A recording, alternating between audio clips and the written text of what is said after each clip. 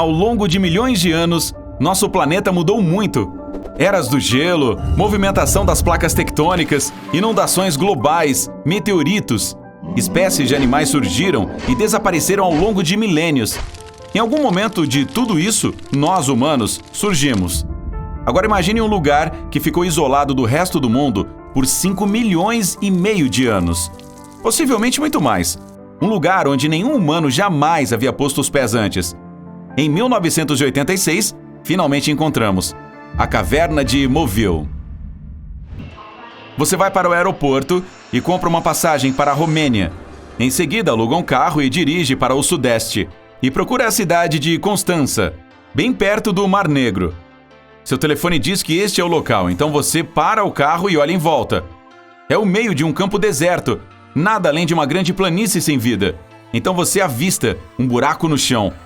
Conforme se aproxima, percebe que é um poço que leva para as profundezas da crosta terrestre. Antes de descer pela escuridão, você pega uma corda, um capacete, uma lanterna potente e um tanque de oxigênio. E não esquece de usar a roupa de proteção e máscara de oxigênio. Então desce lentamente e olha ao redor. Está escuro como breu abaixo e você se sente um pouco apreensivo. Mas algo está errado. A escuridão. Não está frio. Um ar quente sobe das profundezas. Finalmente você sente o chão sob seus pés. Então olha em volta e vê muitos túneis na sua frente que levam para as profundezas da caverna. Eles são cobertos com argila seca. Se movimentando em 4 apoios, você percebe algo, que o ar está ficando mais quente e úmido. Aí sai de um túnel estreito e se vê em uma enorme caverna com um lago no centro. Agora a parte difícil. É necessário mergulhar. No momento em que entra na água, logo sente o cheiro de ovo podre. Você acabou de tocar na água sulfurada e agora o fedorento sulfeto de hidrogênio está por tudo. E isso não é tudo. A caverna também é cheia de dióxido de carbono. O ar fresco normal tem na superfície cerca de 20% de oxigênio, mas aqui ele tem apenas 10%. Isso não é o suficiente para sobrevivermos, mas temos nosso fiel tanque de oxigênio. Ainda assim, todos os outros gases dão uma terrível dor de cabeça.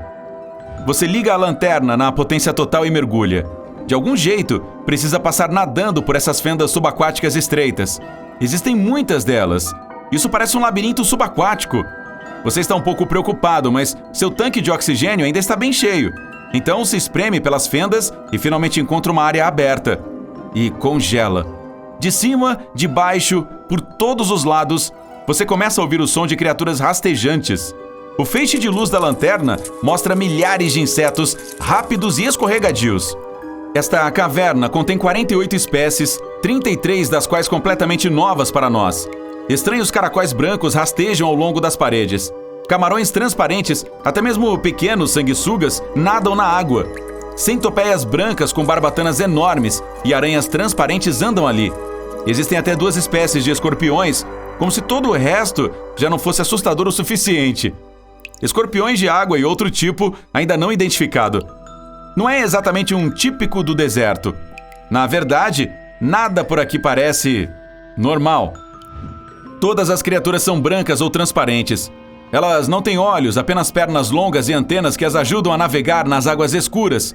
É um paraíso para um diretor de filmes de ficção científica. Você nem imaginaria como são essas coisas todas. Quanto mais fundo você entra na caverna, menos oxigênio terá.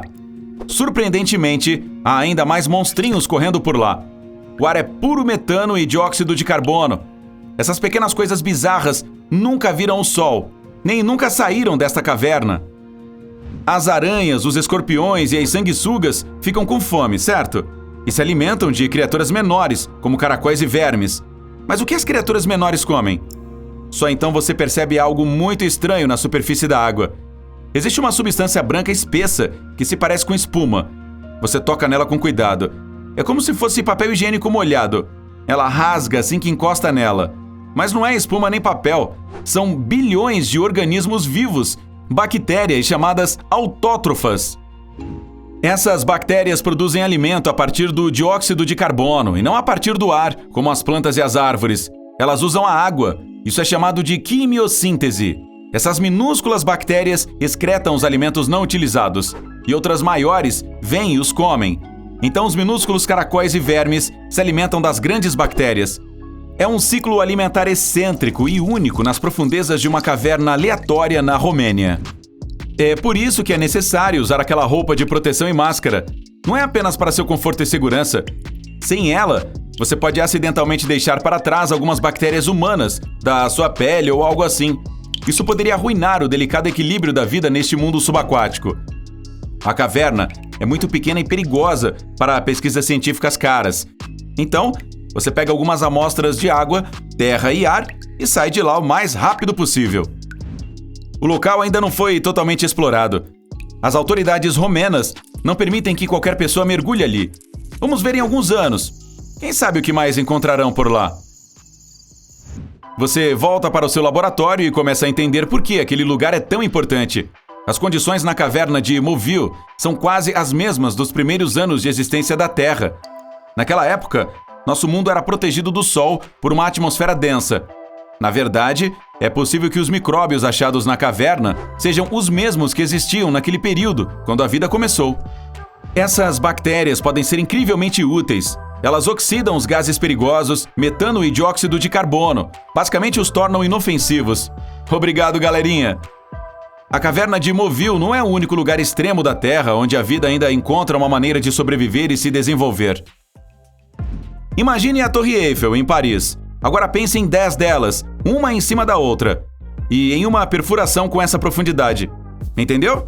Ainda existe vida, mesmo num local tão fundo assim. Quase não há oxigênio lá. A pressão é incrivelmente alta e é mais quente que o mais quente dos desertos. Bem-vindo ao Império dos Nematóides. Os nematóides são vermes e esses carinhas roliços são duros como pregos. Quando não há ar nem comida ou é muito quente, eles se transformam. É o chamado estágio Dauer. É um estado de inércia, de hibernação profunda. O metabolismo dos vermes fica mais lento. É como se eles fossem dormir por um longo período e só acordassem quando houvesse ar ou comida suficiente ao redor, ou quando esfriasse satisfatoriamente. E você não precisa cavar tão fundo para encontrar essas criaturas. Os nematóides são encontrados em todo o mundo. Eles vivem em fontes termais, desertos, no alto das montanhas, no frio rigoroso da Antártica, dentro dos animais e até mesmo no interior do corpo humano. Você não precisa viajar para Marte para descobrir um cenário de outro mundo. Existem locais na Terra que parecem inacreditáveis. A depressão Danakil, na Etiópia, é um dos lugares mais quentes, secos e inacessíveis de qualquer lugar do planeta. É um grande deserto onde quase não chove, mas ainda há muito líquido ao redor. Ele fica sobre 2 vulcões ativos, de modo que o magma líquido quente geralmente flui debaixo da crosta terrestre. Existem também lagos coloridos, cheios de água ácida. O sal dos lagos reage com minerais vulcânicos, formando figuras bizarras que parecem o cenário de um filme de ficção científica. Gases tóxicos e vapores de cloro sobem dos lagos, o que faz deste um dos lugares mais perigosos da Terra. Você precisa de uma máscara de gás para sobreviver, mas a vida sempre encontra um caminho. Existem seres vivos ali, mesmo em um lago tão quente que a água ácida chega a ferver. Os micróbios vivem felizes nos lagos e nas rochas ao redor. Se algo pode sobreviver aqui, vai saber. É possível encontrar outro sobrevivente durão no deserto de Lut, no Irã. Ali foi identificado recentemente um novo e especial tipo de crustáceo. Essa criatura vive em pequenos lagos que aparecem de vez em quando graças às chuvas do deserto. A espécie é capaz de sobreviver por décadas em sedimentos secos, apenas esperando por um pouquinho de água. Então, todas essas são formas de vida muito pequenas. Está a fim de encarar alguns monstros? Os cientistas acabaram de descobri-los, nadando nas águas da Antártica. Aranhas do mar assustadoras, estrelas do mar enormes, criaturas transparentes parecidas com camarões. Em um mês, os pesquisadores encontraram cerca de 30 mil criaturas marinhas, muitas delas nunca vistas antes. Vai saber o que mais tem lá embaixo.